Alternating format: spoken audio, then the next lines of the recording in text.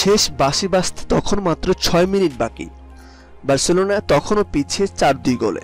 League লিডারদের বিপক্ষে 19 match পর দারুণ এক জয়ের প্রহর গুনছিল ভিয়ারিয়াল। শেষ পর্যন্ত তাদের সেই স্বপ্নটা অধরায় থেকে গেল। লিওনেল মেসির দুর্দান্ত এক ফ্রি কিক ও লুইস সুয়ারেজের গোলে হার এড়িয়েছিলেন বার্সা। 4-4 গোলে ড্র হওয়া বার্সা ভিয়ারিয়াল ম্যাচে হয়েছিল বেশ কিছু রেকর্ড।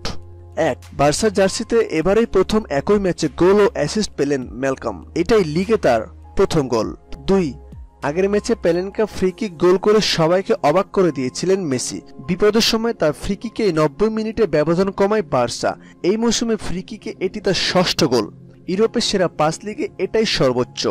2006-2007 মৌসুমের পর ইউরোপের সেরা 5 লিগের টানা 2 মৌসুমে কমপক্ষে 6টি ফ্রি কিক থেকে গোল পাওয়া প্রথম ফুটবলার এখন লিওনেল মেসি। 3. এই মৌসুমের সব টুর্নামেন্ট মিলিয়ে মেসির অ্যাসিস্ট 18টি, এটাই ইউরোপে এখন পর্যন্ত সর্বোচ্চ। 4. ভিয়ারিয়ালের সাথে আগে 19টি ম্যাচে অপরাজিত ছিল বার্সা। এই ম্যাচে হারতে হারতে ড্র করে টানা 20 ম্যাচ অপরাজিত থাকলো কাতালান ক্লাবটি। 5. এই মৌসুমে লিগে মেসির গোল 32। ইউরোপের সব বড় লিগের মাঝে মেসি এখন পর্যন্ত সর্বোচ্চ গোলদাতা। 6.